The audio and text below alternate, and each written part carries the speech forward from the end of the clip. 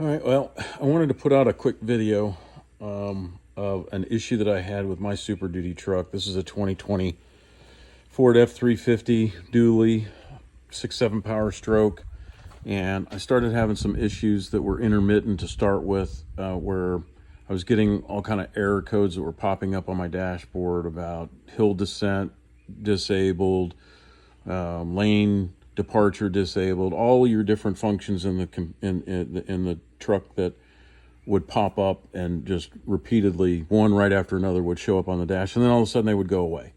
And I don't have that condition to actually put on the video, but any of you that have experienced it, you know what I'm talking about. You'll get all of those warnings saying all these different services have been disabled. Then I started getting issues where it was showing low fuel pressure and reduced engine power and a bunch of other things. And ultimately what it ended up happening was the truck just stopped working. I came out one morning, actually yesterday morning, got in the truck, turned the key, the dashboard came up, a whole myriad of those warnings popped up on the dashboard, one right after another. I mean, it was like rapid fire. They were just showing up, and then you go to hit the starter and you get nothing. The fuel pump wasn't running, the truck wouldn't turn over, had no operation at all. So I start digging into this thing and try to figure out, okay, I've got an aftermarket fuel pump on here. I actually have the fast fuel system on my truck, the FASS fast fuel system. And I thought maybe it was a fuel issue. That wasn't the problem. Ultimately, what I found the problem to be, after I talked to a couple of guys at the Ford house, is there's a technical service bulletin out about the smart fuse board that's under the hood on the passenger side of the truck behind the battery.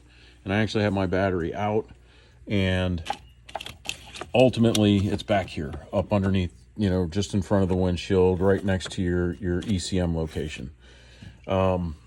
There's a technical service bulletin out on this fuse board, this board right here, that if this cover, the cover that goes on this board, is not able to be installed or isn't installed correctly so that it actually creates a dam around it to prevent water from getting in here, moisture and water can get inside here, and you'll see little deposits on the face of your board. You won't see anything from the top side as far as damage, but there's a couple of spots on mine where I could actually see, like here around these two fuses, you see the line where water had gotten up here and was laying on top of this, and actually got in there, got down inside this. There's a circuit board inside of this, and when you first look at it mounted in the truck, you're like, oh my God, this is going to be a nightmare to change. How many wires have got to be on the back side of this thing? Well, it's actually pretty easy. You have two bolts that are on the top. There's two clips. There's a clip that's on this side, and there's a clip on the opposite side that you basically just, it's actually on the truck side of it, that any other connector that you would just pop it, and it pops loose from the base that it sits into, and it actually plugs in on the back side. And when you back these bolts out, it actually pushes the connector, the little keeper, like is on this side, is gone off of this side, but it actually pushes the connector off of the back side of this board so that you can lift it off easily and replace it. So the replacement of this is actually pretty easy, but getting to it is a little bit of a challenge. I mean, you got to take your battery out, you got to take the battery box out. There's a bunch of stuff that you have to do to be able to get to it, to change it out. But ultimately, this is what the problem was. Water got inside of here. The circuit board that is inside of this apparently got water damage, and it created all of those problems that were showing up on my dash intermittently to start with, and then ultimately it just stopped where the truck wouldn't. It was a no crank, no start situation with this truck, just dead in the water in the driveway, wouldn't go anywhere. I went down to the Ford house, picked up a new board this morning, installed it, and I wired up the battery on the driver's side of the truck, and you can see my batteries out on that side. Wired up the battery on the driver's side, put the key in. I hear my fuel pump running, so that's a great sign because that wasn't happening before. Truck fires right up. So if you have that problem with a no crank, no start situation with your truck, first thing I would look at is that cover on here.